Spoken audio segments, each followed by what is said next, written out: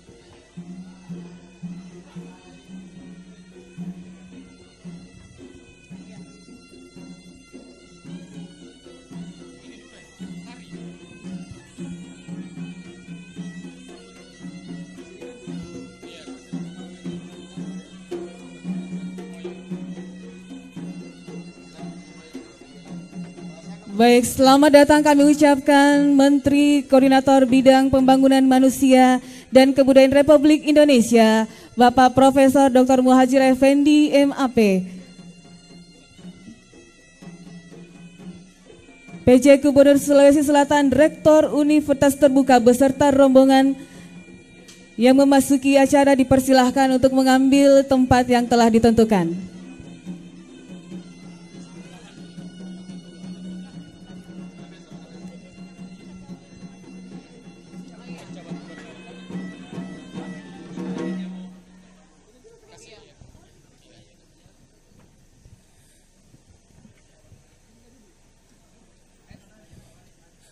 Para tamu undangan yang kami hormati, kami persilakan duduk kembali. Berikutnya kami berikan sedikit waktu untuk kepada rekan-rekan media untuk mengambil gambar.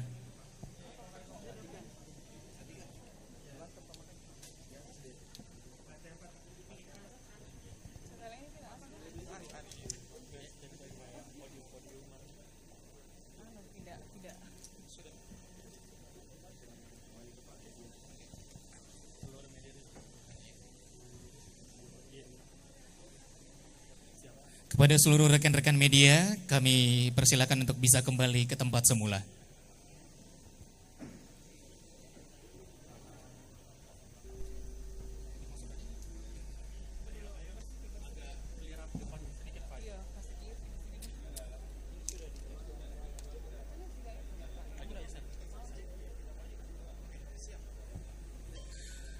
Bapak dan Ibu hadirin yang kami hormati, dengan semangat kebinekaan, kami persembahkan cipta karya Sanggar Baras Amaros.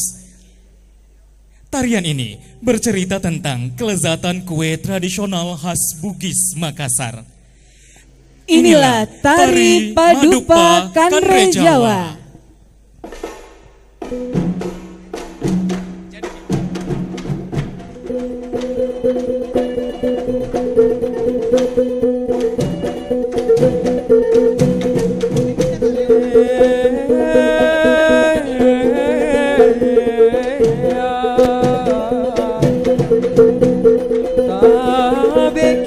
Pora mama dudu ridale kamala birita rempo amati kita kalau puam pangaraka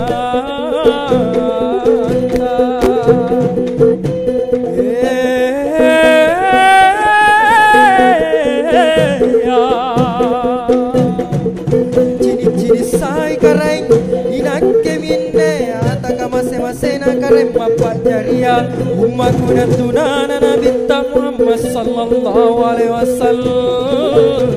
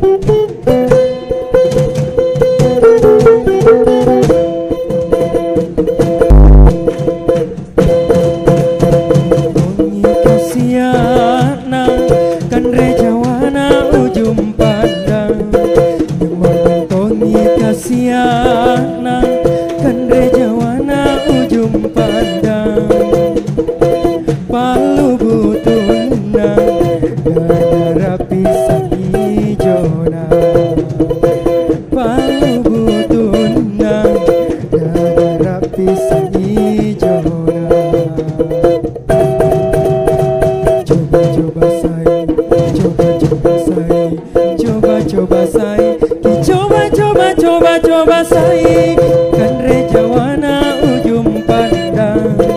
Kue sunting, kue palita, kue bandera, kue lapisi, kue mangkok, Bambang Inji, Bambang Inji.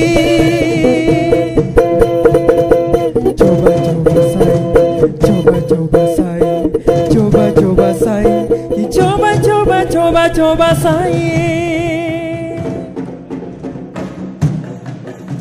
Itulah dia, tari Makdupa Kanre Jawa. Kami persilahkan kepada tamu undangan kami yang terhormat untuk bisa menyantap hidangan Kanre Jawa atau kue tradisional khas Bugis, Makassar.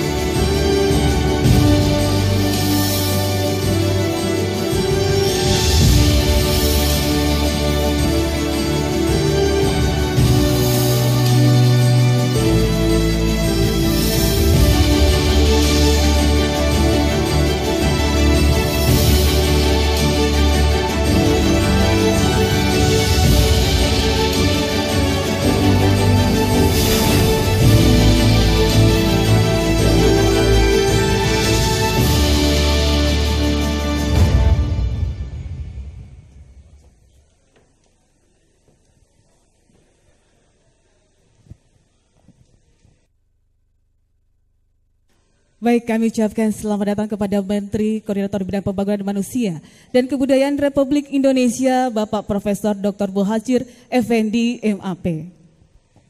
Yang kami hormati, Menteri Dalam Negeri, yang dalam hal ini diwakili oleh Sekretaris Utama Badan Nasional Pengelola Perbatasan, yang sekaligus penjabat Gubernur Sulawesi Selatan, Bapak Profesor Dr. Zudan Arif Fakrullah, SHMH. Yang kami hormati Deputi Bidang Koordinasi Peningkatan Kualitas Pendidikan dan Moderasi Beragama Profesor Warsito SSI dia PSD. Yang kami hormati Asisten Deputi Pendidikan Vokasi dan Pendidikan Tinggi Bapak Dr. Ahmad Saufi SSI MSC.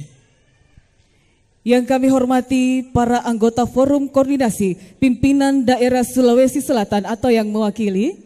Yang kami hormati Wali Kota Makassar, Bapak Insinyur Haji Muhammad Ramdan Pomanto. Yang kami hormati para Bupati se-Sulawesi Selatan atau yang mewakili. Yang kami hormati Rektor Universitas Terbuka, Bapak Profesor Ojat Darojat Embus PSD. Yang kami hormati Wakil Rektor 2 Universitas Terbuka, Bapak Profesor Dr. Ali Muktianto SEMSI. Yang kami hormati Direktur Universitas Terbuka Makassar, Bapak Profesor Dr. Haji Abdul Rahman Rahim SEMM. Yang kami hormati Direktur Direksi Akses Umum dan PBJ, Bapak Andrian Sutawijaya SEMSI. Yang kami hormati Direktur Aset Umum dan PBJ, Bapak Adrian Sutawijaya SEMSI. dan serta seluruh tamu undangan yang berbahagia. Assalamualaikum warahmatullahi wabarakatuh. Selamat pagi dan salam sejahtera bagi kita semua. Izinkan kami memperkenalkan diri, saya Widya. Dan saya Irsan. Selamat datang kami ucapkan di Gedung Baru Universitas Terbuka Makassar pada kesempatan hari ini, Rabu 10 Juli 2024. Dalam rangkaian acara peresmian Gedung Baru Universitas Terbuka Makassar. Universitas Terbuka adalah universitas negeri ke-45 yang ada di Indonesia dan berdiri di Makassar sejak tahun 1984 hingga saat ini. Hadirin yang kami hormati, memasuki acara selanjutnya, hadirin dimohon berdiri. Menyanyikan lagu kebangsaan Indonesia Raya dilanjutkan dengan himne Universitas Terbuka.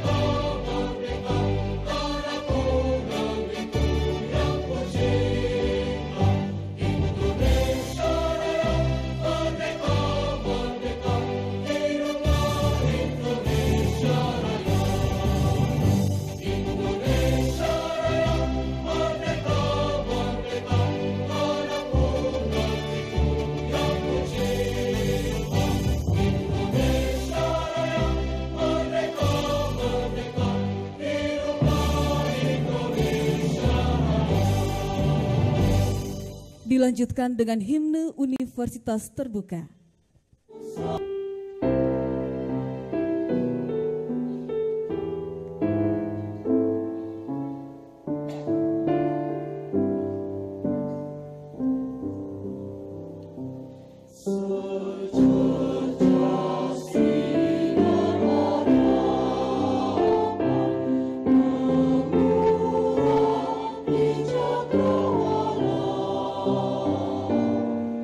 Meski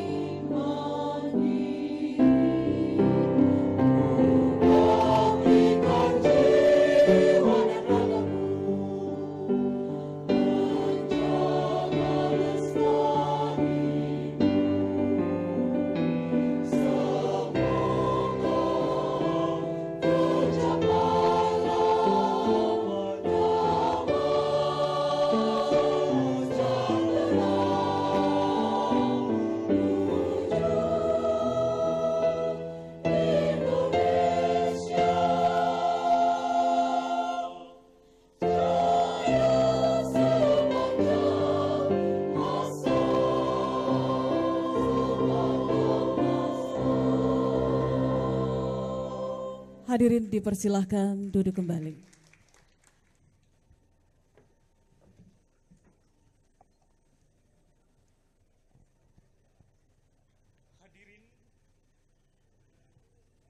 Hadirin yang terhormat, untuk membuka rangkaian acara peresmian Gedung Baru Universitas Terbuka Makassar hari ini, sebagai ungkapan rasa syukur dan pengharapan atas kelancaran kegiatan kita pada hari ini, marilah kita memanjatkan doa yang akan dipimpin oleh Ustaz Insinyur Ahmad Ibrahim MM MBA.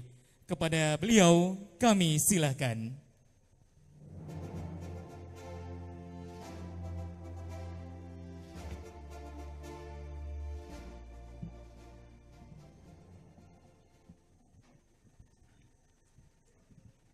Assalamualaikum warahmatullahi wabarakatuh.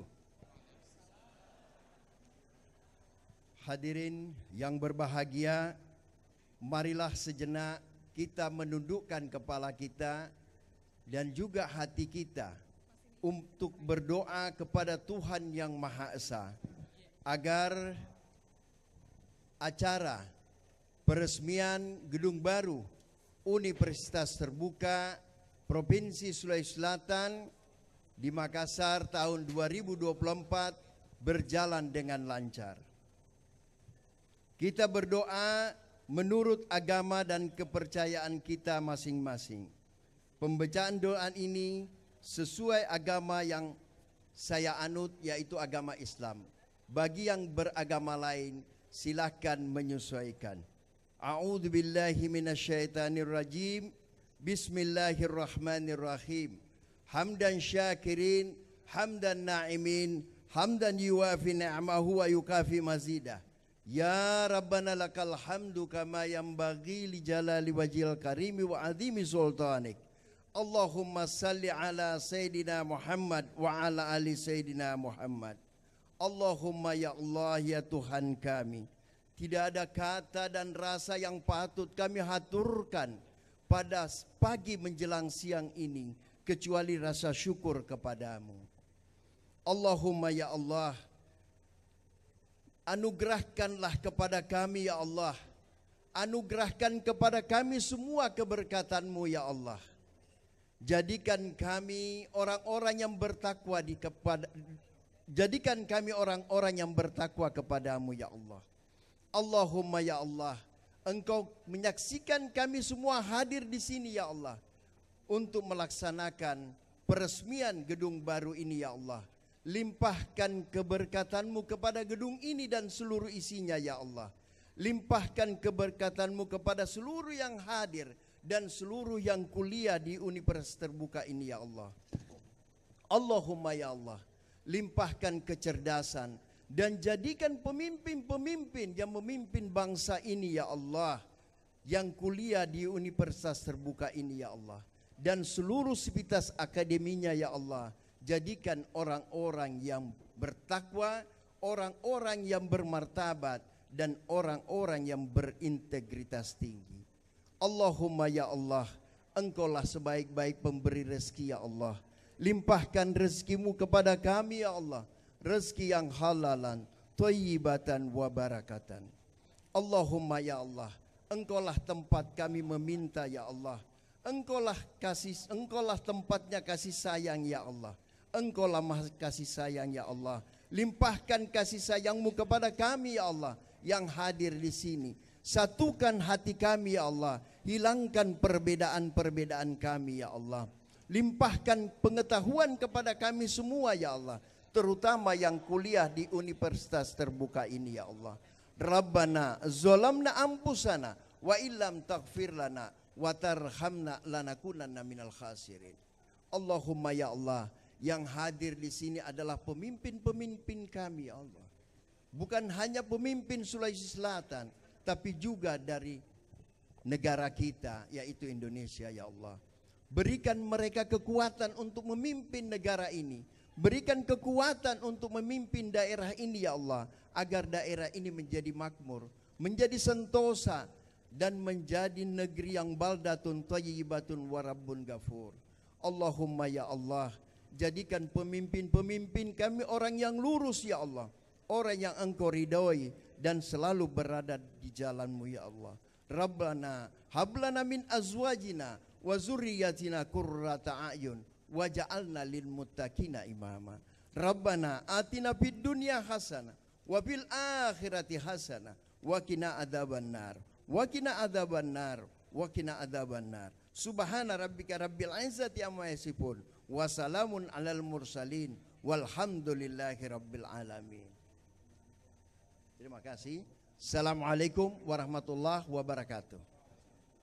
Terima kasih Bapak Insinyur Ahmad Ibrahim MM MBA. Semoga segala niat dan ikhtiar kita selalu mendapat ridho dari Allah Subhanahu wa Ta'ala.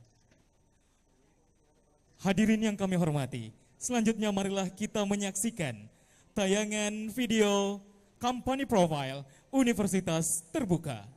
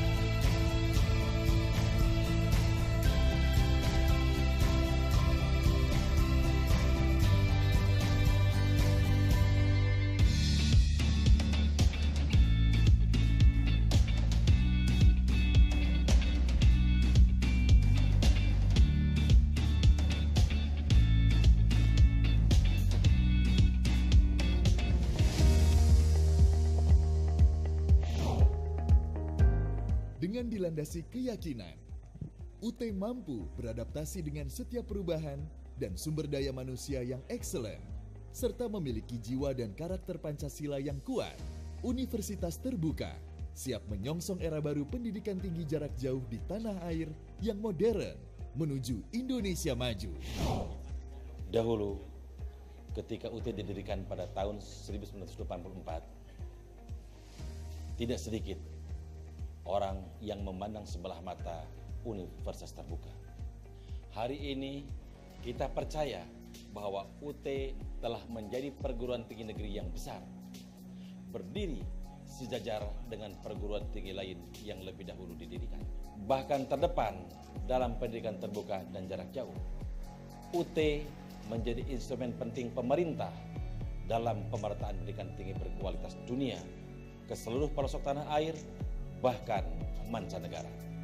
Sulit rasanya meningkatkan angka partisipasi kasar pendidikan tinggi tanpa kehadiran UT.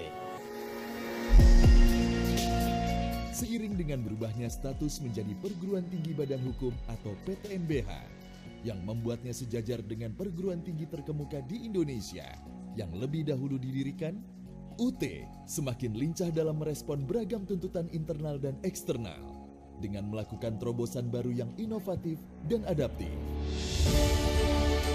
Dengan semangat, tatanan dan budaya kerja baru mewujudkan Indonesia maju. Perkembangan teknologi yang ramah pengguna, terjangkau, tersebar, serta semakin meningkatnya literasi digital masyarakat. UT semakin mendapat tempat di hati berbagai kalangan. Hal itu tampak pada terus meningkatnya jumlah mahasiswa, dan dalam 5 tahun terakhir, jumlah mahasiswa usia muda terus meningkat. Menyadari karakteristik dan kompleksitas pendidikan jarak jauh dan masyarakat yang berubah dengan cepat, UT melakukan investasi yang signifikan untuk penyediaan infrastruktur modern dan SDM yang berkualitas. Gedung Profesor Setiadi menjadi landmark keseriusan UT dalam menjadikan teknologi modern sebagai tulang punggung layanan kepada mahasiswa dan stakeholders lainnya. Gedung yang dilengkapi peralatan terkini siap memberikan layanan online terbaik.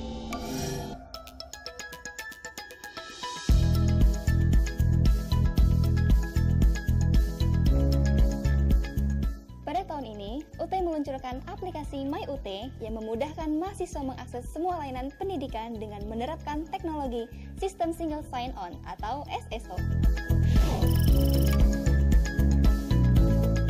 Dalam mewujudkan akuntabilitas keuangan, UT mengimplementasikan transformasi digital tata kelola keuangan atau yang disebut dengan SIP3, Sistem Informasi Perencanaan, Pelaksanaan, dan Pertanggungjawaban Keuangan.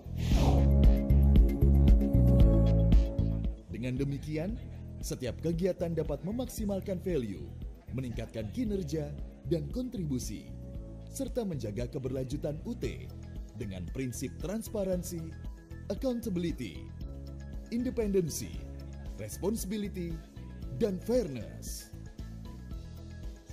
UT mengembangkan aplikasi sendiri yang diberi nama Smart Procurement Management Information System yang disingkat PROMIS. Aplikasi ini sudah mendapatkan penghargaan dan apresiasi dari sejumlah lembaga pemerintah, termasuk perguruan tinggi negeri yang sudah menggunakannya. Sebagai jantung sebuah perguruan tinggi, fakultas memiliki peran penting dalam memberikan layanan akademik dan terus berpacu meningkatkan kualitas akademik dan inovasi pembelajaran.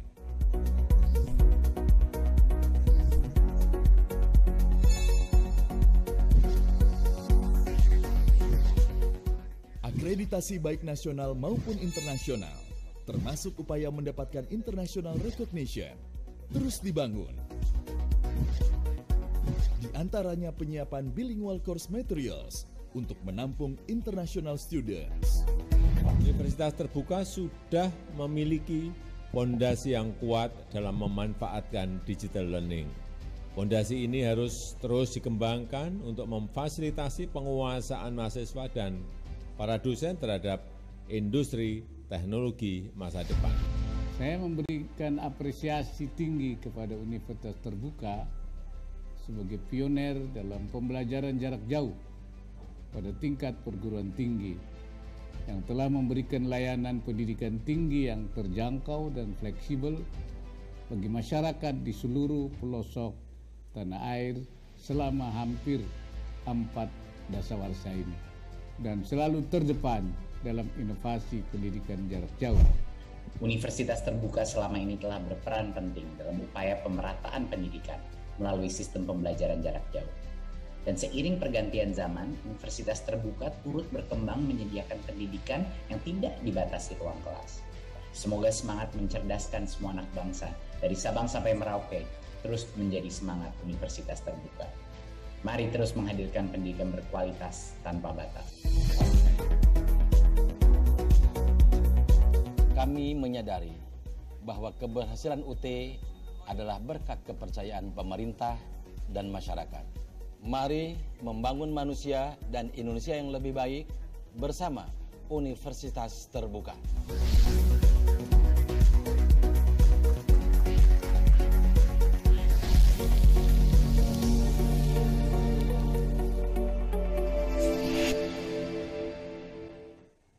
Beri tepuk tangan yang meriah kepada Universitas Terbuka.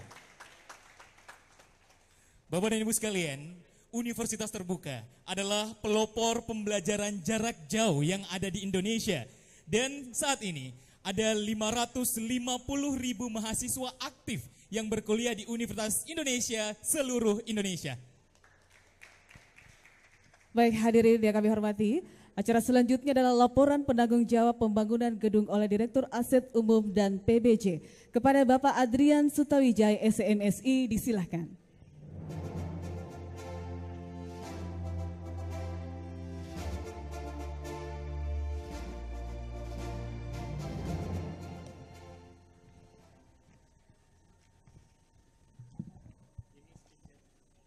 Bismillahirrahmanirrahim. Assalamualaikum warahmatullahi wabarakatuh. Selamat pagi dan salam sejahtera bagi kita semua. Yang saya hormati Menteri Koordinator Bidang Pembangunan Manusia dan Kebudayaan RI. Yang saya hormati PJ Gubernur Sulawesi Selatan. Yang saya hormati Rektor Universitas Terbuka. Yang saya hormati Direktur UT Makassar dan staf, Ketua DPRD Sulawesi Selatan ataupun yang mewakili, Pangdam 14 Hasanuddin ataupun yang mewakili, Kapolda Sulawesi Selatan ataupun yang mewakili, Mitra UT yang hadir pada pagi hari ini dari BSI, BTN, BRI yang masing-masing diwakili pimpinan cabang mungkin yang hadir pada pagi hari ini, Kepala Kejaksaan Tinggi Sulawesi Selatan ataupun yang mewakili, Wali Kota dan Bupati se-Sulawesi Selatan, pimpinan Ormas, para hadirin yang tidak bisa saya sebutkan satu persatu yang kami hormati dan muliakan. Bapak Ibu hadirin yang saya hormati, pertama-tama marilah kita sama-sama memanjatkan puji dan syukur kehadirat Allah Subhanahu wa taala yang telah memberikan kita kekuatan kesehatan, iman sehingga kita sama-sama bisa berkumpul dalam acara yang sangat penting ini. Tak lupa salawat dan salam kepada junjungan kita Nabi besar Muhammad SAW yang senantiasa memberikan kita risalah untuk kebahagiaan dunia dan di akhirat. Bapak Ibu hadirin yang saya muliakan, pada kesempatan yang baik ini saya mengucapkan terima kasih atas kehadiran Bapak Ibu hadir dalam sebuah acara yang sangat monumental, sebuah gedung yang bersejarah di lokasi yang sangat strategis dan merupakan tantangan sendiri bagi UT dengan lokasi strategis, kemudian tanah yang tidak begitu luas, tapi kita membangun dengan sangat baik dengan konsep green building, ramah lingkungan yang memungkinkan kita akan efisiensi dari konteks green metric. Kita akan penuhi indikator yang akan menjadikan sebuah gedung menjadi percontohan di Sulawesi Selatan. Pada kesempatan ini izinkan saya melaporkan secara singkat proses pembangunan gedung UT Makassar. Gedung UT Makassar memiliki luas tanah 3.662 meter persegi dengan luas bangunan 11.332 meter persegi. Pembangunan UT Makassar dilakukan secara bertahap, ada 3 tahap. Dari tahap perencanaan, pengawasan, dan pelaksanaan.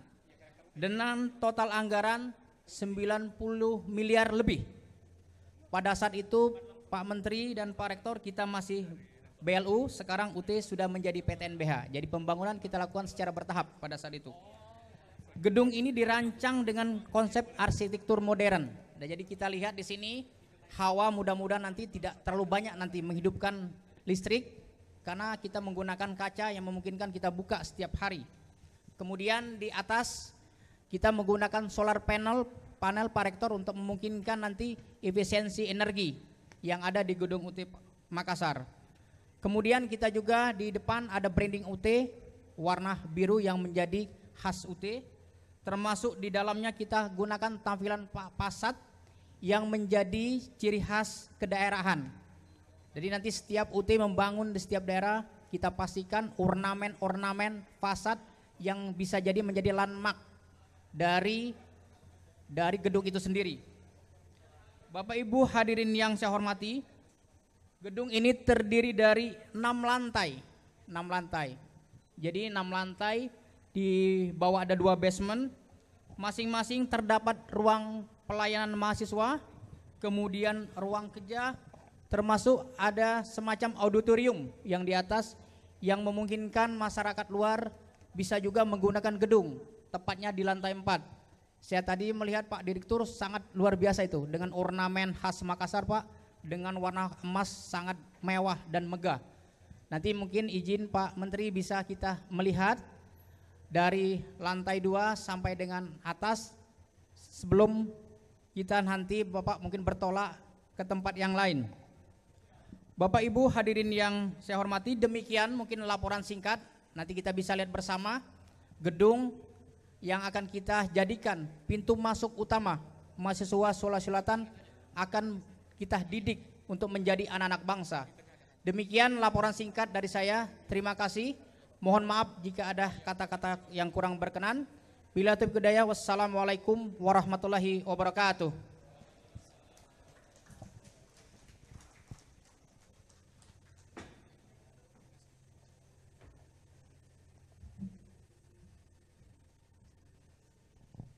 Baik hadirin yang kami hormati, acara selanjutnya adalah sambutan Rektor Universitas Terbuka kepada Bapak Profesor Ojat Darajat Embus PSD, disilahkan.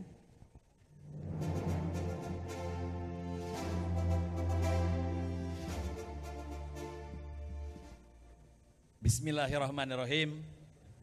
Assalamualaikum warahmatullahi wabarakatuh. Selamat pagi dan salam sejahtera untuk kita semua. Ikan sepat, ikan gabus, makin cepat makin bagus.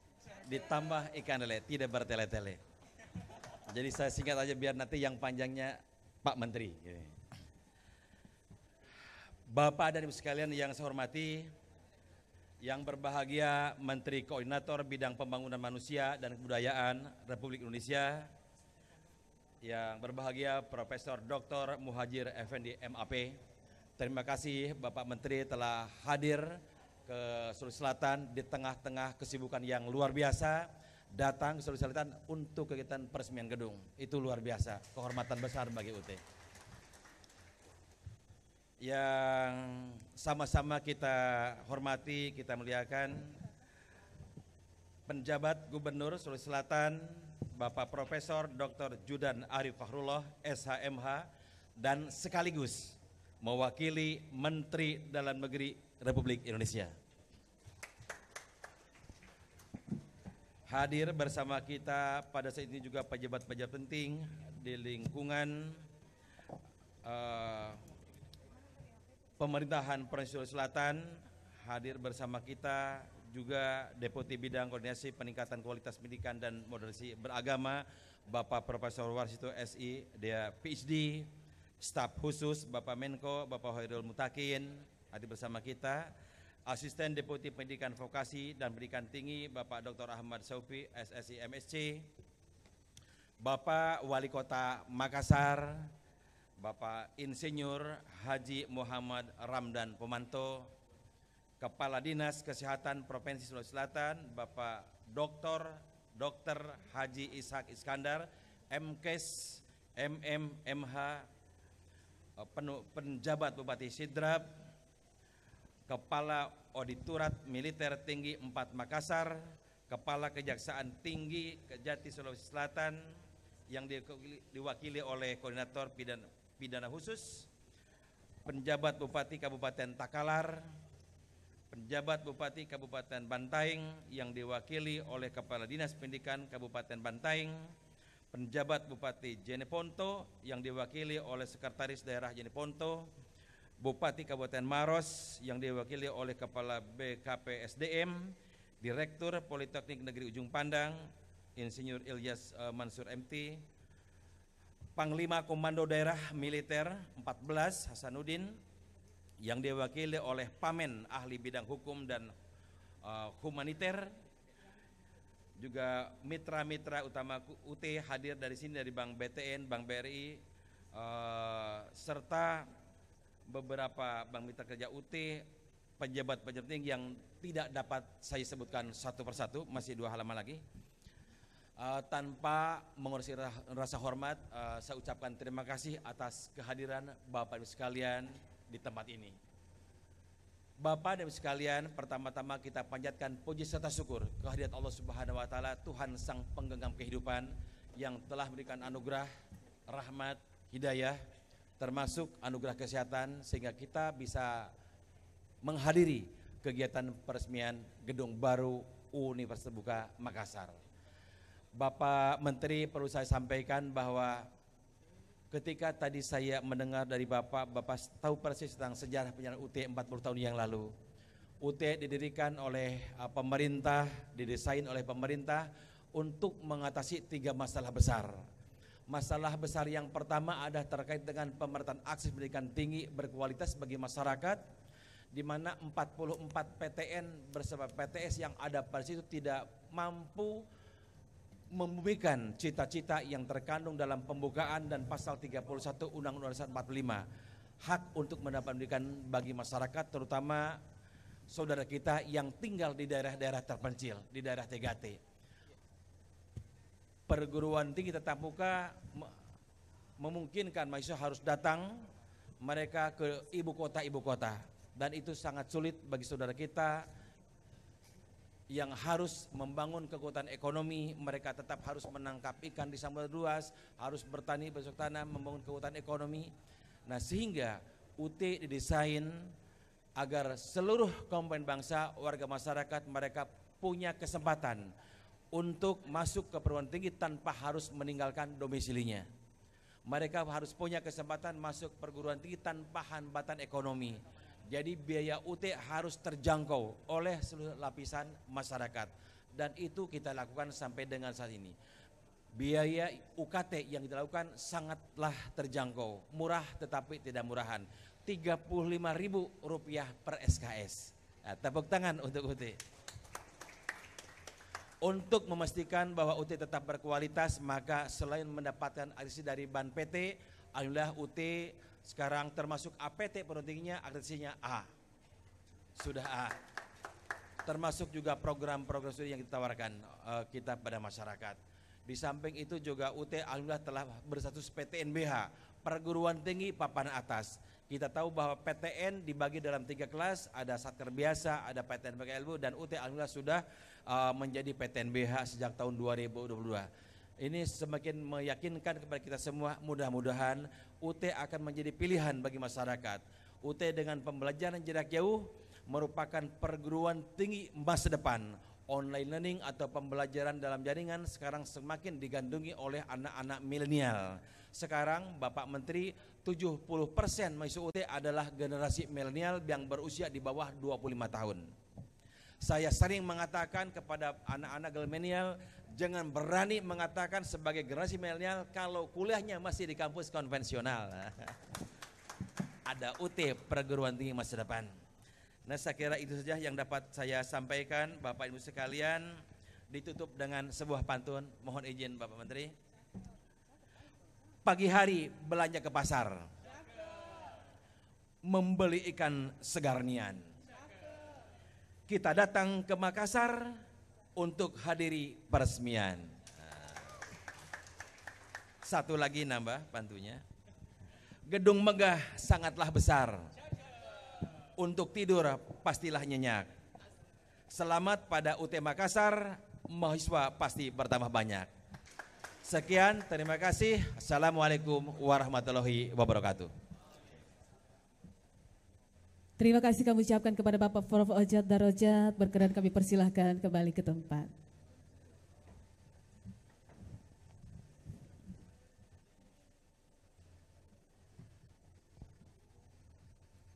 Hadirin yang kami hormati, berikutnya sambutan dari Menteri Dalam Negeri yang dalam hal ini diwakili oleh Sekretaris Utama Badan Nasional Pengelola Perbatasan yang juga sekaligus penjabat Gubernur Sulawesi Selatan, kepada Bapak Profesor Dr. Zudan Arif Fakrullah SHMH, kami silakan.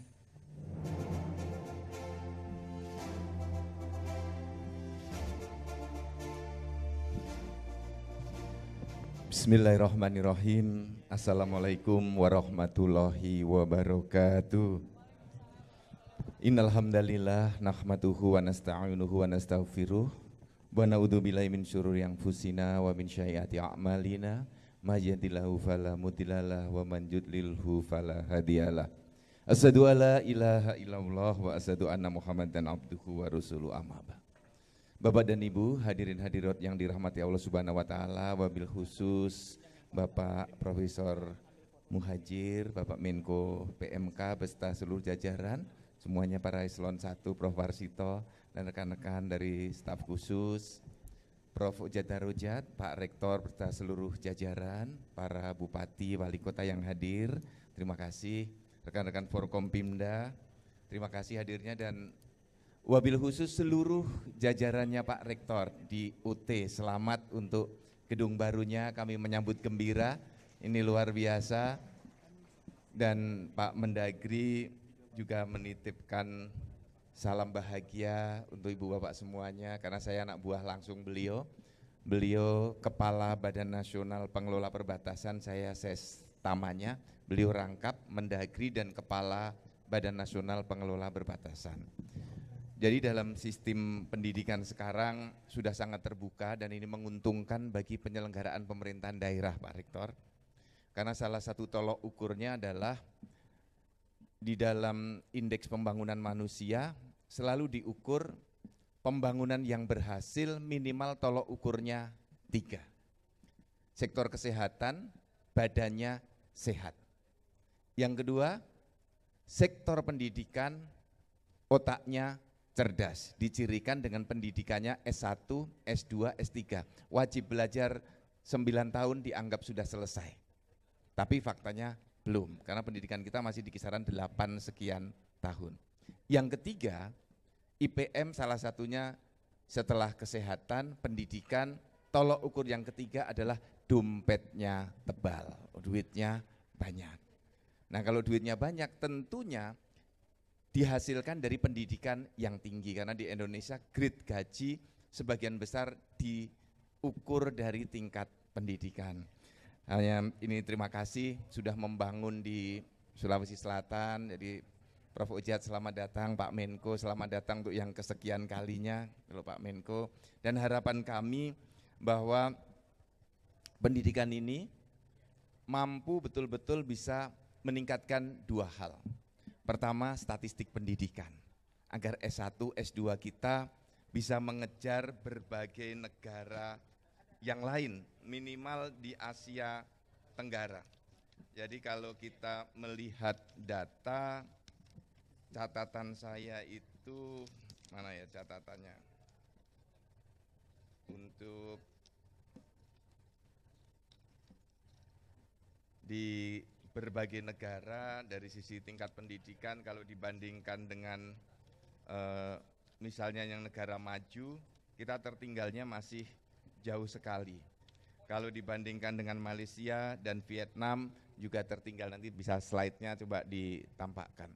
Kita masih di 0,48% datanya yang S1, S2 dan S3. Nah dengan dibuka pendidikan yang bisa masif, tanpa kelas, jumlahnya bisa banyak, ini akan meningkatkan statistik pendidikan.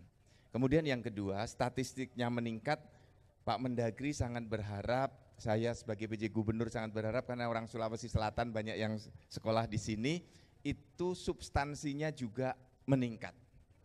Saya yakin 3 tahun yang lalu saya sudah menyampaikan di kuliah terbuka di UT, Universitas Terbuka sangat siap untuk pendidikan digital, pendidikan online.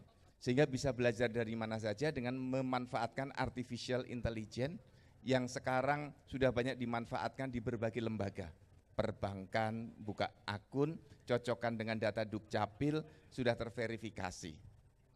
Kemudian bisa dibangun dengan artificial intelligence, dikasih password, buka video, kalau belajarnya belum sesuai jatah videonya, nggak boleh submit ujian. Kalau orangnya ngantuk, AI-nya bisa ngomong, Anda ngantuk, ada notifikasi. Ketika dia meninggalkan ruangan, keluar dari kamera, bisa ditulis Anda dari detik kesekian, menit kesekian, keluar dari kamera. Sehingga saat daftar ujian akan tertolak secara sistem. Tapi kalau baru mengikuti dengan Zoom, kita tahu sendiri, saya sebagai dosen, Zoom itu sering ditinggal mahasiswanya. Pamit ke toilet tapi 30 menit. Karena nggak ada catatan di dalam PIN-nya, kalau kuliah tatap muka 14 kali misalnya, itu kasih PIN, dia belajar berapa menit akan kelihatan data. Nah itu memanfaatkan artificial intelligence. Kalau kelihatan mulai mengantuk, itu bisa dinotifikasi. Dan yang terakhir titip Prof. Ujat agar pendidikan kita bisa dibangun menjadi pendidikan yang menyenangkan. Yang mahasiswanya senang, keluarganya senang karena nggak harus meninggalkan tempat kerja, pimpinannya juga senang dengan peningkatan kualitas yang semakin mendalam dan betul-betul mencerminkan tingkat pendidikannya. S1 yang berkualitas S1, S2 yang berkualitas S2, S3 juga berkualitas S3. Dan yang terakhir titip Pak, yang namanya dignity menjadi penting, kebanggaan terhadap kampus menjadi penting, agar jangan sampai yang sudah PTNBH ini masih disetarakan dengan yang kampus biasa. Jadi perlu branding, mungkin alumni-alumni topnya yang dari S1 UT bisa ditampilkan untuk branding. Tapi bukan yang pejabat sudah eselon 1 baru ngambil UT, ini ditampilkan, ini jenderal ini, dirjen ini lulusan UT. Ketika dibuka kurikulum vitae-nya, UT-nya sudah tahun 2021. Jadi titip itu Prof, brandingnya, nanti Prof Muhajir bisa memberikan solusinya, apakah ya beliau nanti yang akan memberikan solusinya. Terima kasih sekali lagi, sukses selalu untuk UT, kami turut bangga dan bahagia dengan pendirian UT dengan gedung yang semegah ini. Terima kasih, sukses selalu, wassalamualaikum warahmatullahi wabarakatuh.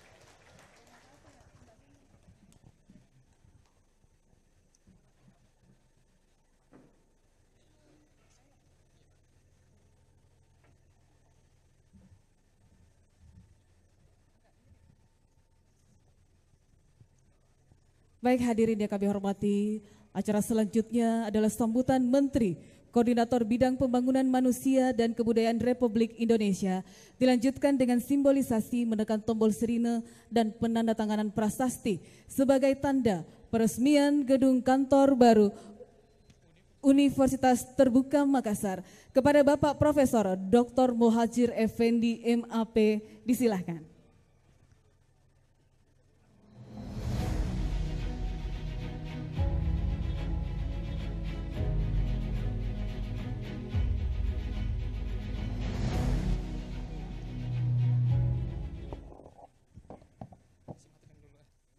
Assalamualaikum warahmatullahi wabarakatuh.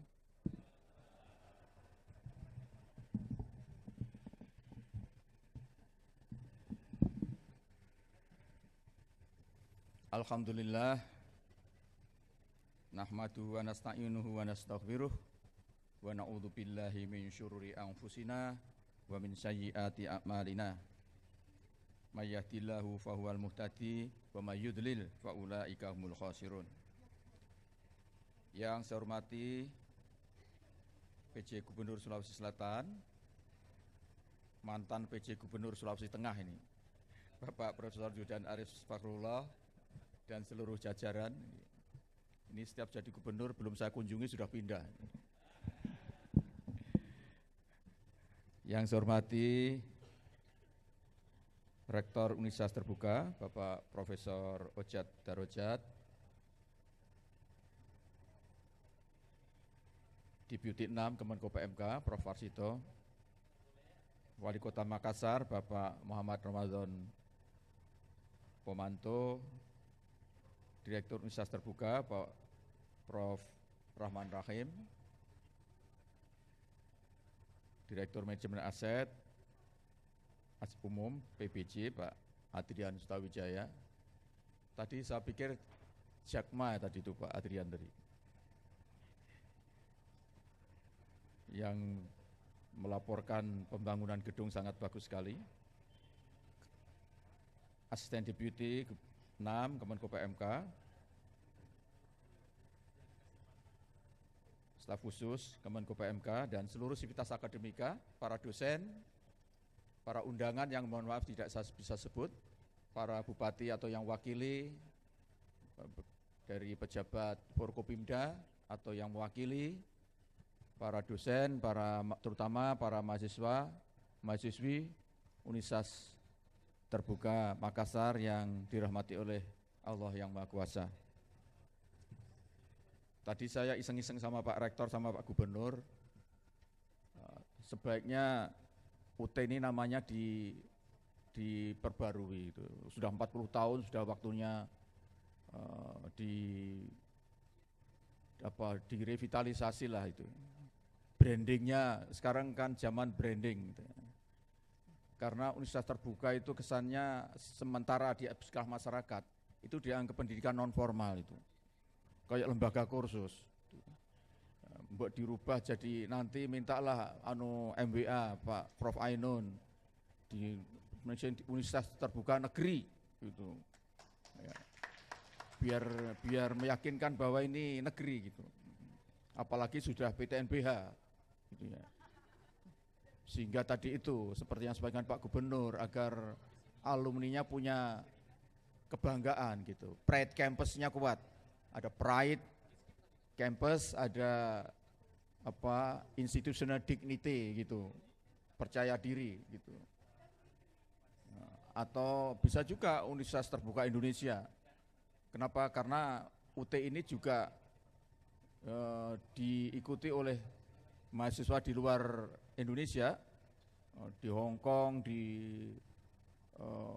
Taiwan, di Shanghai, gitu, sampai di Makassar, di Malaysia, Singapura, gitu ya. Ya, saya waktu menjadi Mendikbud ikut mendorong ini. Gitu. Bahkan saya sampai sekarang masih rajin berkomunikasi dengan mahasiswa UT yang ada di Hong Kong. Karena mereka biasanya memiliki self planning yang bagus. Karena saya tidak tahu badan apa di pemerintah Hong Kong itu yang ikut memberikan semacam inspirasi kepada TKI kita di sana agar dia punya cita-cita gitu. Setelah selesai kerja di Hong Kong itu nanti mau jadi apa? Mereka jadi ketika ambil kuliah di UT itu betul-betul terkait dengan rencana dia nanti kalau kembali ke Indonesia. Ini kan sangat bagus gitu. Jangan sampai tenaga kerja kita yang ada di luar negeri itu sudah kerja keras habis-habisan, pulang nggak ada cita-cita, cuman habis untuk menghabiskan tabungannya gitu. Apalagi lebih parah lagi kalau ketika pulang ternyata tabungannya sudah dipakai yang di sini, sehingga dia kehilangan masa depan. Jadi UT ini luar biasa, sudah merambah ke mancanegara. Gitu. Tadi sudah singgung Pak Rektor juga, di Malaysia itu di sana ada namanya Community Learning Center, CLC. Kenapa? Karena di Malaysia itu ada kebijakan pemerintah nggak boleh ada sekolah Indonesia di sana. Dan kita punya problem besar di sana itu anak-anak pekerja Indonesia yang ada di sana itu nggak bisa menikmati pendidikan. Alternatifnya CLC itu, Community Learning Center itu baru taraf SMP, kita setarakan dengan SMP. Sampai sekarang kita untuk mau membuat setingkat SMA belum bisa. Padahal Pak Mahathir waktu berkunjung ke sini, dia jamin, sudah pokoknya untuk pendidikan kita akan concern gitu. Tapi nanti kita tindak lanjuti sampai tingkat bawah, susah. Kenapa? Karena di sana itu negaranya negara federal. Masing-masing negara bagian itu punya polisi sendiri. Sehingga tidak bisa kemudian ketika perintah Perdana Menteri terus di bawah gitu. Masing-masing punya kepentingan. Dan saya mohon maaf, agak curiga memang sengaja itu tidak pendidikannya biar nggak bagus. Nanti untuk regenerasi angkatan kerja murah. Kalau nanti dia pendidikan bagus nggak melanjutkan kerja orang tuanya yang di kebun-kebun di sana itu, terutama sekarang sawit. Kalau sudah lulusan UT kan nggak mungkin kemudian mau kerja di kebun sawit itu. Karena itu kita harus ada upaya keras memang untuk mendorong anak-anak di sana itu bisa mendapatkan pendidikan melalui jarak jauh termasuk UT ini. Termasuk SDM tenaga gurunya. Itulah yang kita upayakan kenapa UT ini menjadi tempat yang menjadi wahana strategis untuk mencerdaskan kehidupan bangsa dalam arti yang seluas-luasnya itu. Tadi saya cerita kepada Pak Rektor, saya sedikit banyak tahu perkembangan UT ini. Tahun 80-an itu saya kuliah ngambil program doktoral di IKIP Malang. Pada saat itu ada beberapa dosen saya yang banyak di Jakarta ikut membidani UT ini. Tadi saya singgung salah satu orang yang saya kagumi, yang saya anggap mastermind-nya UT itu adalah Profesor Yusuf Hadimiyarso. Yusuf Hadimiyarso. Kebetulan Pak Yusuf ini punya anak buah jadi dosen saya, yaitu Pak Sudarsono, Pak Dr. Sudarsono. Jadi semua proses pembangunan UT, penyiapan itu semua diajarkan ke mahasiswanya. Waktu itu saya kuliah di doktoral tentang bagaimana saya mulai mengenal tentang teknologi dulu AVA method ya, metode audio visual aid. Itu saya dari jadi bagaimana UT mengembangkan audio visual aid waktu itu. Waktu itu kaset itu masih mahal. Jadi sebetulnya produksi media itu ya baru bikin kaset, rekaman itu, videonya masih langka sekali waktu itu ya. Itu kita dipraktek, bahkan sering beberapa kali juga di Jakarta dipameri oleh dosen saya itu bagaimana menyiapkan UT. Itu waktu zaman Pak Daud Yusuf. Jadi tahun 80-an. Baru kemudian diresmikan pada era Pak Nugroho Tusanto tahun 1984 tadi yang disinggung tadi itu. Dan waktu itu tadi sudah disinggung Pak Rektor juga, dianggap ya tadi itu citranya masih ala UT itu apa itu dianggap kursus itu. Karena itu proses untuk menuju ke sana itu panjang, 40 tahun. Sekarang kita menyadari bahwa UT itu adalah perguruan tinggi yang perguruan tinggi yang mendahului zaman. Jadi bukan hanya perguruan tinggi masa depan, yang keberadaannya itu mendahului zaman. Ketika dunia pendidikan belum mengenal namanya teknologi pembelajaran, tadi itu UT sudah bicara tentang produksi media, sudah bicara tentang audiovisual aids gitu ya, pada waktu itu. Dan bagi kita yang mahasiswa doktoral waktu itu langka itu, dapat mata kuliah AVA method, dapat kuliah produksi media itu. Bayangkan, waktu itu UT sudah ada dan real. Karena itu saya bilang UT ini keberadaannya mendahului zaman. Baru sekarang ini kan kita sekarang menyadari betapa hidup kita ternyata dikepung oleh dunia media sosial, dikepung oleh dunia virtual. Ya. Yang itu sudah dilakukan oleh 40 tahun yang lalu oleh para pemrakarsa pendiri UT ini. Saya waktu itu masih mahasiswa, ngambil doktoral gitu ya. Dan termasuk saya tahu persis tentang masalah dulu ada student loan, ya, namanya KMI, Kredit Mahasiswa Indonesia. Ya, Kredit Mahasiswa Indonesia. Jadi mahasiswa itu diberi pinjaman oleh pemerintah, namanya KMI. Saya kebetulan nggak ngambil karena sudah dapat beasiswa Super Smart. Jadi yang sudah dapat beasiswa nggak boleh. Yang lain pada ngambil. Saudara Bapak tahu, nggak ada satupun yang membalikan itu. Ya. Nggak ada satupun yang membalikan. Karena yang dijaminan itu ijazah. Dan ternyata ijazah itu nggak penting. Yang penting fotokopi ijazahnya. Jadi sebelum keluar itu pada fotokopi sudah legalisir jasa itu, jadi udah habis itu uang. Makanya ketika orang mengusulkan student loan, saya ketawa-ketawa. Kita sudah punya pengalaman. Gitu. Saya sudah tua, hampir 70 tahun, sehingga tahulah itu. Kalau perguruan tinggi ikut cawe-cawe memberi student loan, bablas itu. Bukan uangnya, eman-eman karakter mahasiswa, mentalnya jadi mental korup. Karena dia merasa tidak punya beban untuk membalikan, itulah bibit-bibit korupsi. Saya khawatir koruptor itu dulu, karena dulu menerima KMI itu. Ya. Jadi, saudara sekalian itu yang, tapi ini jangan dilihat loh, wartawan jangan dibuat loh, nanti saya dibully nanti. Ya, jadi namanya student loan itu pernah pemerintah. Dan UT itu terobosan yang berhasil. Betul tadi itu. Banyak sekali dulu terobosan-terobosan yang dicoba untuk meningkatkan akses pendidikan, angka partisipasi pendidikan. Itu UT ini adalah salah satu yang paling berhasil. Pada era kepemimpinan Pak Presiden Soeharto.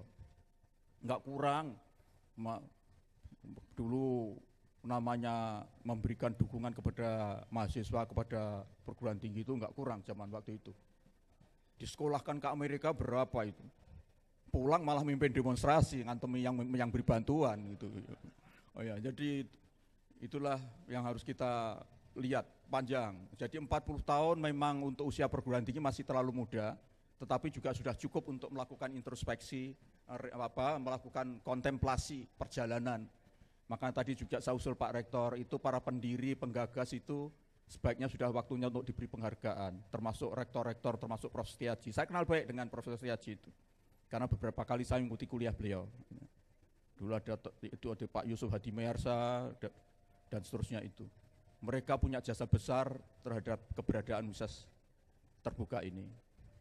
Bapak-Ibu sekalian yang berbahagia, kita ini sekarang kan mengalami era yang bilang industri 4.0 ya, atau apalah istilahnya gitu ya. Bahkan ada ya, kalau kita mengutip pendapat Gideon, dia bilang bahwa sekarang ini kita mengalami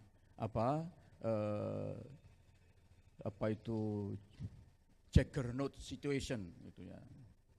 Jadi keadaan yang seperti prahara, kendaraan yang memiliki daya rusak yang luar biasa, melebihi tank lah gitu, juggernaut itu. Jadi situasinya sangat kacau. Kalau kita mengutip pendapat dari Stephen Tejit, itu dia nyebut sebagai post-truth itu, post-truth. Jadi pasca kebenaran. Pasca kebenaran itu apa toh? Pasca kebenaran itu adalah situasi di mana fakta objektif itu tidak lagi berpengaruh dibanding dengan emosi dan keyakinan pribadi di dalam membentuk opini publik. Itu era sekarang ini. Jadi era sekarang ini adalah era di mana fakta objektif itu sudah tidak berpengaruh. Yang lebih berpengaruh adalah emosi dan keyakinan pribadi. Keyakinan pribadi itu bisa berasal dari doktrin, keyakinan keagamaan, bisa juga persepsi, bisa juga dari penyesatan atau misleading. Dan itu yang paling dominan sekarang. Orang sekarang tidak bicara benar dulu, yang penting bisa mengekspresikan keyakinan pribadinya, entah keyakinan itu benar atau salah, itu enggak penting. Yang penting dia bisa mengekspresikan. Dan ini tantangan besar menurut saya, bagaimana mendesain kurikulum Universitas Terbuka. Tanggung jawab Universitas Terbuka ini sangat besar dalam kaitannya dengan bagaimana mengimbangi era post-truth ini. Kenapa? Karena Universitas Terbuka lah perguruan tinggi yang hidupnya sangat tergantung kepada media belajar. Dan media belajar sekarang bukan lagi zaman tahun 80-an seperti saya. Tadi itu Prof. Yudan sudah menyampaikan tadi, sangat luar biasa itu, tentang pengaruh dari Internet of Things, pengaruh blockchain, pengaruh dari artificial intelligence. Dan sekarang ya saya kira semua sudah tahu dominasi YouTube, dominasi Google sudah digeser oleh ChatGPT. ChatGPT jauh lebih cepat dan lebih lengkap kalau kita bertanya. Sekarang tidak lagi mbah Google, tapi mbah ChatGPT.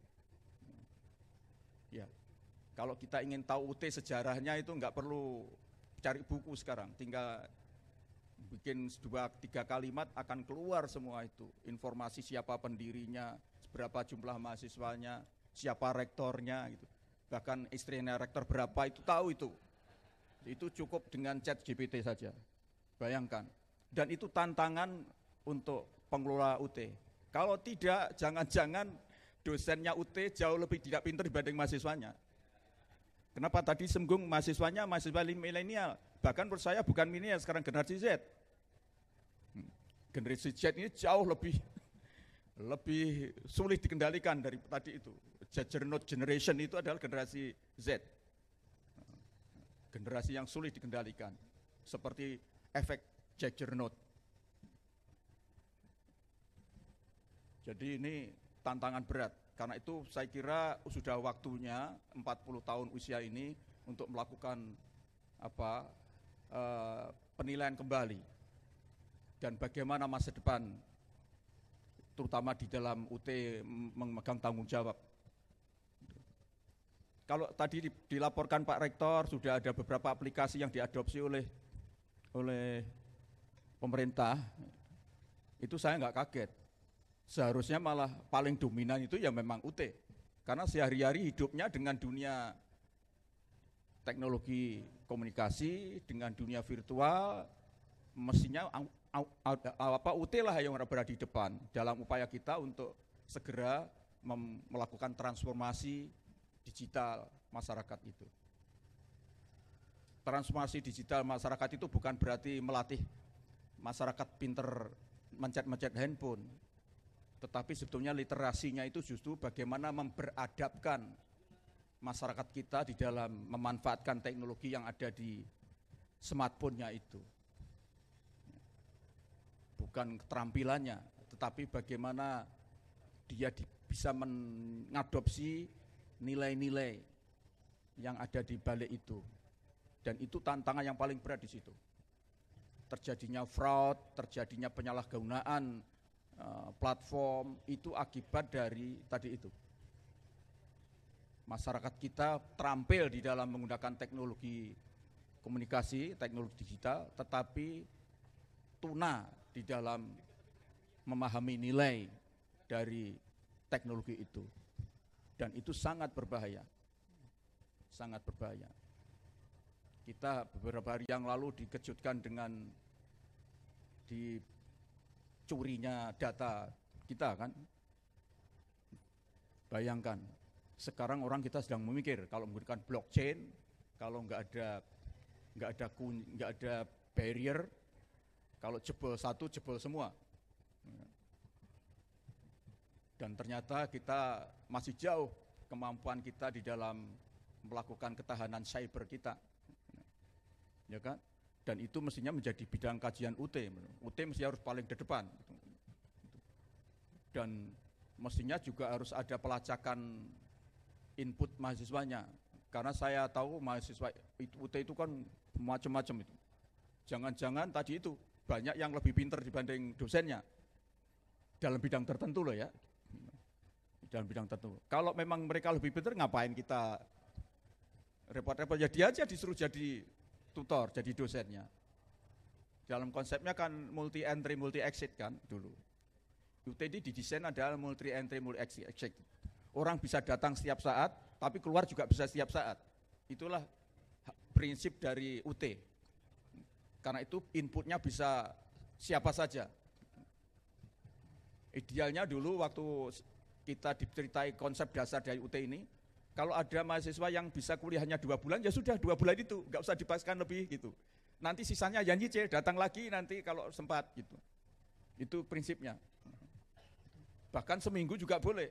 Saya hanya ikut bisa seminggu ini. Ya sudah, seminggu itu karena itu pembayarannya tidak cukup dengan per SKS, tapi juga berapa kali temu. Tadi Prof Yudan sudah menyampaikan, begitu kalau sudah dikunci dengan PIN, semua yang dilakukan dia bisa. Kalau perlu ketika bawa modul di kamar mandi juga bisa dimasukkan di dalam daftar kegiatan kerja belajar dia, ya kan? Kalau dia sudah punya PIN. Jadi kalau sudah punya PIN, jadi kemampuannya UT ini sudah melebihi malaikat karena semua mahasiswa tercatat mulai dari bangun sampai tidur sampai bangun sudah direkam semua. Di mana yang bagian bisa dikonversi menjadi bagian kegiatan belajar dia dan mana yang tidak. Dan itu sebetulnya salah satu kelemahan dari UT kan dulu. Saya jujur aja, waktu itu kalau UT itu banyak sekali mahasiswa yang kalau ujian itu nyuruh orang suruh ngerjakan. Pak Yudan tahulah itu, orang-orang Pemda biasanya begitu. Waktu ujian nyuruh anak buahnya suruh ngerjakan itu. Sekarang dengan kalau ide Pak Yudan disetujui, nggak akan ada itu. Kalau dokter ya dokter bener gitu, tidak dibikinkan gitu. Profesor ya pasti profesor bener, bukan profesor abal-abal gitu. Jadi teknologi sudah memberikan sudah semakin luar biasa dan itu mestinya UT lah yang paling paling di depan. Karena itu kumpulkan para pakar para praktisi di bidang itu yang bagus-bagus untuk mendesain. Dan kalau tadi itu spillover efeknya tadi itu pasti banyak lembaga yang akan minta jasa. Dan itu mestinya adalah prinsip dari PTNBH kan itu. PTNBH itu sebetulnya bukan kemudian ujung-ujungnya kok nerima mahasiswa sebanyak-banyaknya dan naikkan UKT setinggi-tingginya. Oh, itu penyesatan itu. PTNBH itu sebetulnya menggenerate semua potensi yang ada di dalam perguruan tinggi itu untuk menghasilkan manfaat, menghasilkan nilai termasuk pendanaan sehingga dia bisa mandiri, itu tidak tergantung dengan yang lain. Ujung-ujungnya kok saya lihat, saya kebetulan ketua MWA di salah satu perguruan tinggi, itu ujung-ujungnya kok nambah jumlah mahasiswa sebanyak-banyaknya dan kemudian naikkan UKT setinggi-tingginya. Lah kalau gitu aja nggak usah PTNBH bisa. Ya. Saya mohon termasuk pimpinan Universitas Terbuka ini merubah mindset pemimpin perguruan tinggi itu negeri. Apa itu? Yaitu merubah dari tax spender menjadi fundraiser. Jangan jadi penghabis pajak, penghabis pendapatan pajak. APBN itu kan pajak. Sumber intinya kan dari pajak. Jadi kalau UT dapat APBN, itu artinya kalau kita belanja, yaitu menghabiskan pajak sebetulnya. Mestinya dibalik sekarang harus menjadi fundraiser dengan cara menggenerate semua potensi yang ada di UT ini. Apalagi PTNBH, kan sudah bisa minta Pak Gubernur lahan untuk kebun misalnya, untuk bisa menghasilkan income generating di sini untuk memperkuat keberadaan ini. Dan saya sangat dukung tadi Pak Gubernur, kalau bisa student body-nya diperbesar. Tapi tadi itu tetap murah, jangan naikkan UKT. Gitu. Kalau perlu gratis. Gitu. Kalau perlu Pemda menyiapkan beasiswa untuk masuk di UKT, di UT. Gitu. Dan teknologi akan, apalagi nanti kalau Starlink sudah digunakan, selesai itu. Jadi cepat sekali teknologi itu akan saling membunuh itu ya nanti, saling bunuh itu. Bisa bayangkan kalau stasiun bumi itu cukup hanya seperti Baskom saja gitu ya, dan bisa dipasang di mana-mana, dan itu sangat murah, karena itu sangat murah bisa dilipat gandakan gitu, ya kan? Tidak perlu pakai yang tinggi-tinggi, bahkan bisa mobile, bisa dipasang di tempat-tempat tertentu. Ya. Luar biasa itu akan terjadi proses. Kita bisa membayangkan akan terus, dan itu UT harus berada di depan itu. Jadi sekali lagi, core bisnis dari UT itu memang sebetulnya adalah teknologi komunikasi, teknologi pembelajaran. Tanpa ada teknologi pembelajaran, tidak ada UT. Karena dia core bisnisnya di situ, maka siapapun yang bertanya tentang teknologi pembelajaran, siapapun yang butuh dengan teknologi pembelajaran harus datang ke UT. Itu baru UT PTNBH, kalau belum itu belum. Baru nama itu. Jadi core bisnis UT itu adalah teknologi pembelajaran. Dia harus berada yang paling depan. Ya.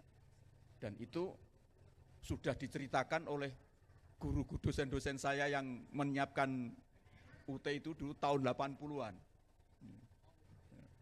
Tahun 80-an. Gitu. Saya kira itu sedikit tambahan penjelasan dari Pak Gubernur sudah sangat bagus.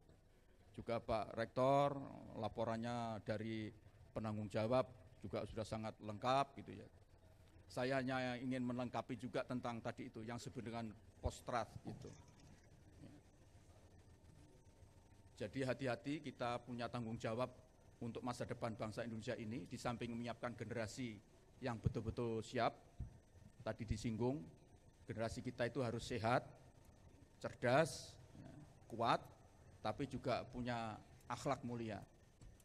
Jangan lupa akhlak mulianya itu. Itu Undang-Undang Dasar loh. Undang-Undang Dasar Amandemen itu pasal 31 ayat 3 itu pemerintah mengusahakan dan menyelenggarakan satu sistem pendidikan yang meningkatkan keimanan, ketakwaan, dan akhlak mulia. Akhlak mulia itu bukan bahasa agama lagi, itu bahasa undang-undang, bahasa konstitusi. Dulu mungkin asalnya dari agama tertentu, tapi begitu masuk menjadi undang-undang, itu untuk semua bangsa.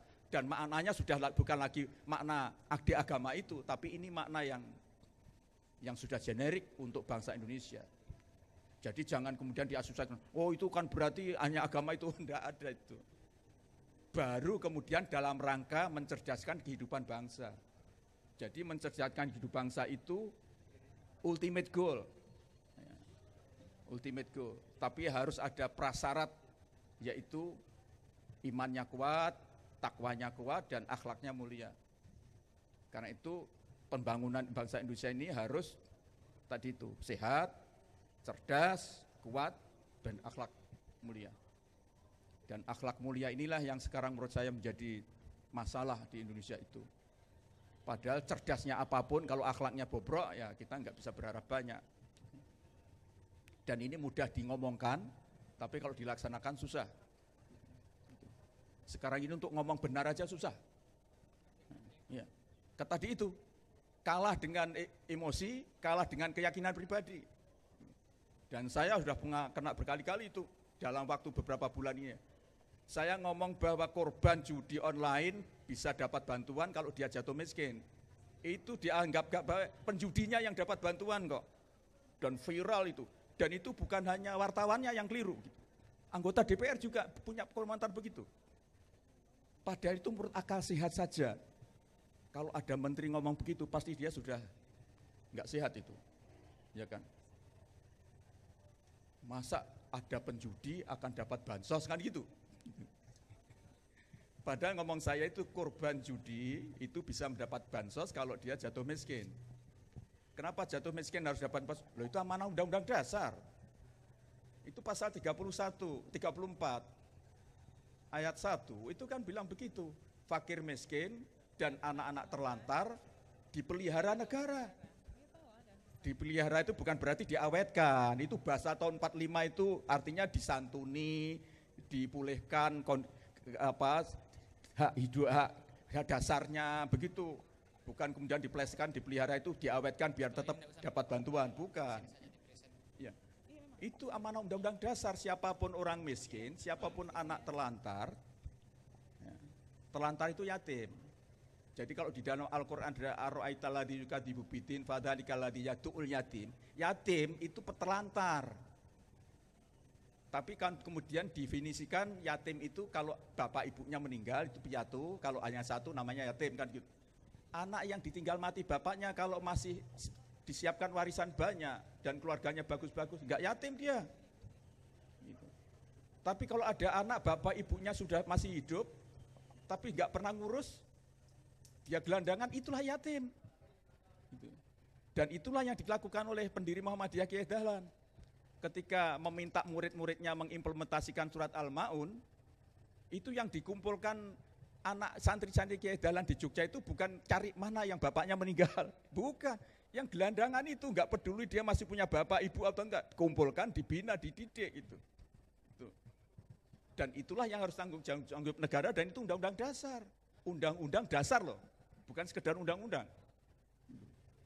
Jadi, dan siapa yang korban itu? Korban itu adalah orang ya yang menderita kerugian akibat tindakan penjudi, bukan penjudinya. Kalau penjudinya jelas itu kena pasal Undang-Undang IT, pasal nomor 27 kalau tidak salah, ayat 3 menyatakan itu adalah melawan hukum, penjudi itu melawan hukum dan hukumannya di maksimum 6 tahun penjara atau denda 1 miliar. Nah itu mestinya kan mestinya apa, nah itulah tadi postrat itu, sekarang kita itu mau ngomong benar aja susah. Ngomong benar susah. Terakhir saya ngomong bahwa mahasiswa boleh dibiayai dari pinjol juga dibully kan. Karena bayangannya pinjol itu berita-berita selama ini, korban pinjol gitu kan itu. Padahal pinjol itu kan ada yang liar, ada yang resmi. Yang resmi itu yang terdaftar di OJK dan di bawah pengawasan OJK. Kalau yang liar itu sebetulnya bukan pinjol, itu renjol, rentenir online. Ya. Rentenir online. Jadi kalau sampai mungkin korban itu rentenir, bukan pinjaman online. Kalau pinjaman online itu resmi, ada kok itu. Wong saya itu malah dapat itu dari wartawan Makassar kok. Itu daftar pinjol yang sudah mendapatkan, mungkin ada wartawannya di sini itu menulis itu daftar pinjol yang sudah terdaftar di OJK itu di bawah pengawasan dan proses transaksinya dikawasi oleh PPATK. Jadi jauh lebih aman dibanding yang bukan pinjol itu. Sebagai platform, sebagai sebagai platform sangat bisa dipertanggungjawabkan dengan catatan tadi itu yang resmi. Transaksinya bagaimana? Perguruan tinggi harus terlibat. Kalau UT ini misalnya memberikan kesempatan mahasiswanya bisa bayar uangnya melalui pinjol, kampus yang ikut kerjasamanya, lembaga pinjolnya harus dengan kampus, sehingga terkontrol betul transaksinya, tidak sekedar itu yang jadi korban itu kan sebetulnya dari rental itu, rental online itu, dan itu kita juga betul-betul di luar pengendalian kita selama ini. Masih banyaklah ya kira yang menjadi urusan. Mestinya menurut saya malah gagah kalau UT itu proses transaksi pembayaran segala itu sudah menggunakan platform-platform yang itu memang mau tidak mau harus dikuasai oleh mahasiswa UT. Jadi mahasiswa UT itu kalau serius, dua sekaligus kompetensi yang dia miliki. Pertama, kompetensi keilmuan bidang yang dia pilih, kompetensi penguasaan teknologi informasi, yang itu mau tidak mau menjadi bagian dari kehidupan sehari-hari kita. Ya. Karena itu beruntunglah menjadi mahasiswa UT, menurut saya. Yang itu belum tentu didapat di perguruan tinggi konvensional.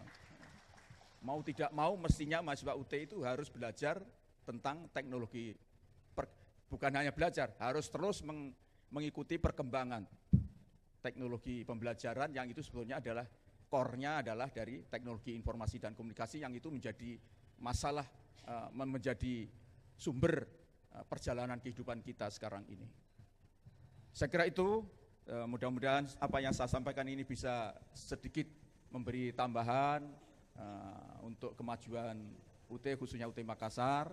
Saya yakin UT ini sudah berada di dalam track yang benar dalam ikut berpartisipasi membangun dan mencerdaskan kehidupan bangsa.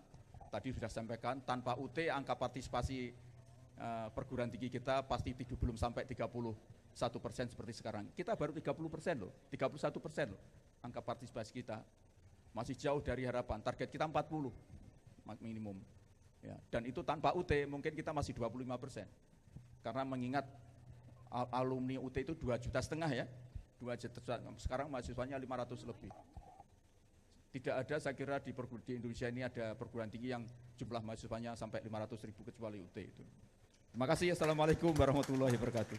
Baik, berkenan Bapak Prof. Dr. Muhadjir Effendi MAP untuk tetap berada di tempat karena selanjutnya akan melakukan simbolisasi, menekan tombol sirine dan penandatanganan prasasti.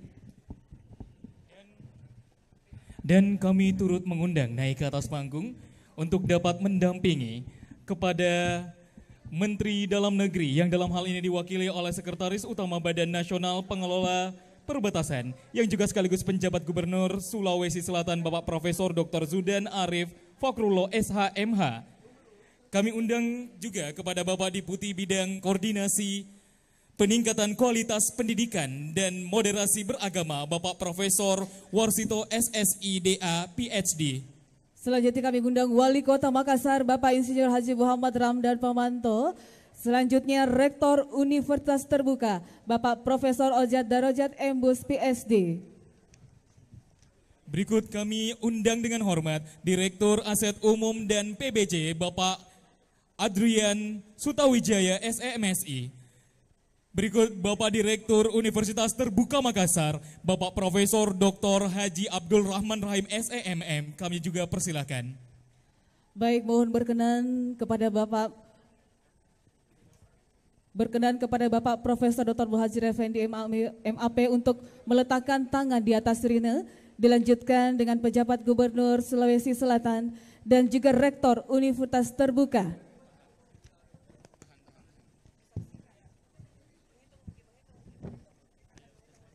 Baik, kita akan menghitung mundur bersama-sama. Bersama-sama.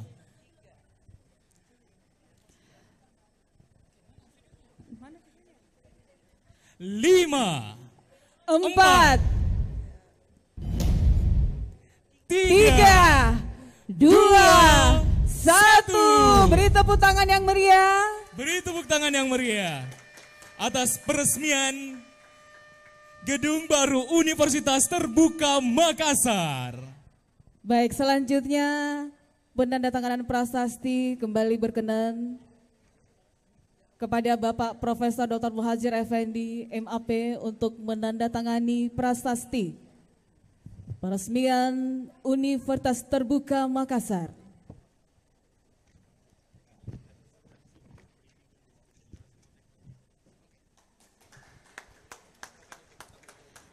Baik, kami mohon untuk tetap berada di tempat. Dengan ini telah diresmikannya Gedung Kantor Baru Universitas Terbuka Makassar. Iya, dan semoga seluruh harapan-harapan, saran, masukan dari Menteri dan juga pihak-pihak terkait dapat didengar oleh Universitas Terbuka dan juga terus mengembangkan Universitas Terbuka di seluruh Indonesia. Dan berikutnya, penyerahan cenderamata berkenan kepada Rektor Universitas Terbuka, menyerahkan kepada Bapak Menko. Kami persilahkan untuk menyerahkan cenderamata.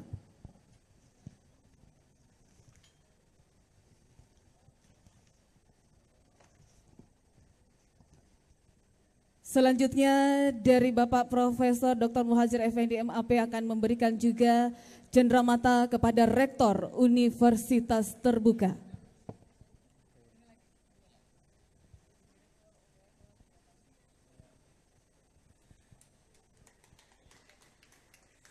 berikutnya kami undang dengan hormat untuk menyerahkan cenderamata dari Direktur Universitas Terbuka Makassar Bapak Profesor Dr. Haji Abdul Rahman Rahim SEMM yang akan menyerahkan cenderamata kepada Bapak Profesor Dr. Zudan Arif Fakrullah SHMH selaku penjabat Gubernur Provinsi Sulawesi Selatan.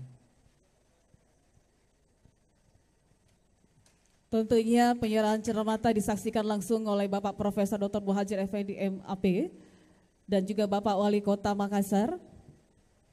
Bersama dengan Direktur Aset Umum dan PBJ Bapak Adrian Sutawijaya SMSI. Selanjutnya penyerahan cenderamata dari Bapak Gubernur Provinsi Sulawesi Selatan kepada Universitas Terbuka Makassar.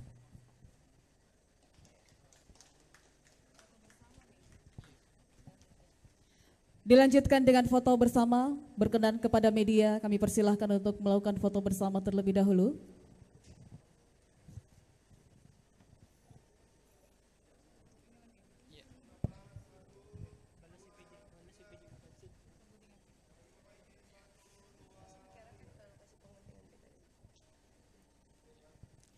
Baik, terima kasih banyak. Selanjutnya kami persilahkan dengan hormat kepada Menteri Koordinator Bidang Pembangunan Manusia, Bapak Profesor Dr. Muhadjir Effendi MAP, Pejabat Gubernur Provinsi Sulawesi Selatan, Bapak Profesor Dr. Zudan Arif Fakrullah SHMH, Bapak Wali Kota Makassar Bapak Insinyur Haji Muhammad Ramdan Pomanto, serta Bapak dan Ibu tamu undangan VIP lainnya. Kiranya dapat membersamai kami dalam rangkaian acara selanjutnya, yakni pengguntingan pita Gedung Kantor Universitas Terbuka Makassar dan peninjauan fasilitas sarana dan prasarana Universitas Terbuka Makassar.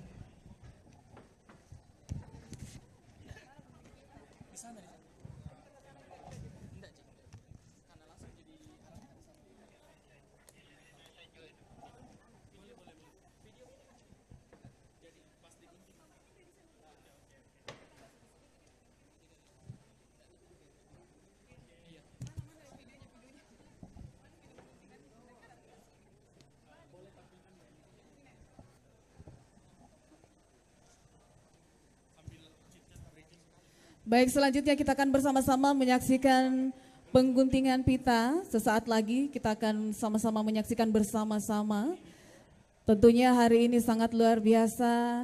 Alhamdulillah sudah resmi dibuka Universitas Terbuka Makassar.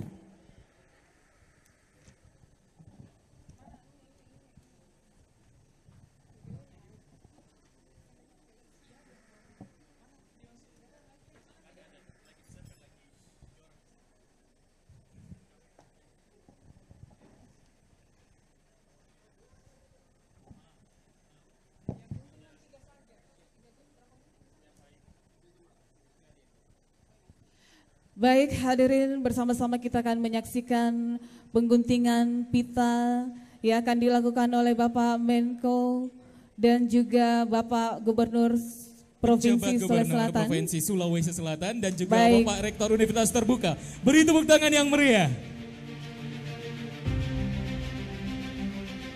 Dan selanjutnya kami persilahkan untuk melakukan peninjauan fasilitas sarana dan prasarana Universitas Terbuka Makassar.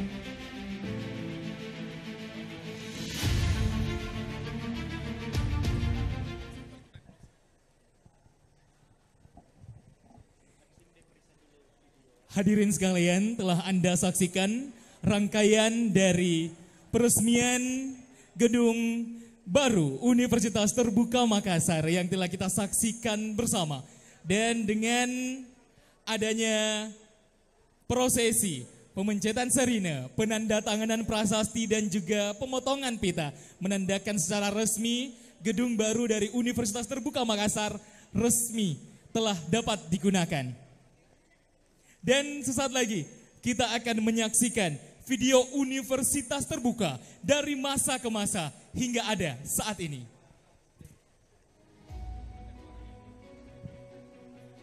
Universitas Terbuka UT merupakan perguruan tinggi negeri ke-45 di Indonesia, diresmikan pada tanggal 4 September 1984. Bertujuan untuk mengatasi ledakan lulusan SLTA yang tidak dapat terserap baik dalam dunia kerja maupun perguruan tinggi. Presiden pada saat itu mengeluarkan keputusan Presiden Republik Indonesia nomor 41 tahun 1984 sebagai landasan berdirinya UT. Pendirian UT dimaksudkan untuk menjawab dua isu besar dalam dunia pendidikan pada masa itu, yakni rendahnya mutu atau kualitas guru serta terbatasnya daya tampung pendidikan tinggi. Pada tahun 1984 hingga 1985, Universitas Terbuka mulai dibuka di Makassar, berlokasi di Kampus Baraya, Jalan Sunu Makassar. Kemudian pada tahun 1986 hingga 1988 dipimpin oleh Profesor Andi Muiz. Namun pada tahun 1986 hingga 1988, kampus UT Makassar pindah ke Jalan Nuri Makassar. Pada tahun 1988 hingga 1990, gedung kampus UT pindah ke Jalan Sultan Hasanuddin dipimpin oleh Profesor Dr. FM Lawalata. Tahun 1990 hingga 1991, Profesor Lawalata digantikan oleh Profesor Yahya Hiola, MED, dan memimpin UT Makassar hingga tahun 1997. Pada tahun 1997 hingga 2004 dipimpin oleh Dr. Kadir Sanusi, SAMH, dan tahun 2002 hingga 2008 UT Makassar berganti pimpinan ke Dr. Muhammad Sidin Ali, MPD. Pada tahun 2008 hingga 2012 UT berganti pimpinan ke Dr. Sukilar, MPD. Tahun 2010 hingga 2013, gedung kampus UT Makassar pindah ke Jalan Bongin Sidi Baru, nomor 7 Makassar. Tahun 2013 hingga 2019, UT Makassar berganti pimpinan ke Dr. Anda Andi Silvana, MSI. Tahun 2019 hingga tahun 2023, UT dipimpin oleh Dr. Andes Hasanuddin, MSI. Kemudian 2023 hingga sekarang UT Makassar dipimpin oleh Profesor Dr. Abdul Rahman Rahim, SMM, sebagai direktur. Menjangkau yang tidak terjangkau. Jayalah UT Makassar, selamat menempati gedung baru. Making higher education open to all. Pendidikan tinggi untuk semua. Alhamdulillahirabbil alamin. Dan hadirin tamu undangan yang kami hormati, demikianlah rangkaian peresmian gedung Universitas Terbuka Makassar pada hari ini. Tentunya saya Widya mengucapkan selamat tentunya untuk Universitas Terbuka Makassar. Alhamdulillah sudah resmi dibuka hari ini. Betul sekali. Dan kalau begitu kami berdua pamit undur diri. Saya Irsan Saputra. Saya Widya. Wassalamualaikum warahmatullahi wabarakatuh.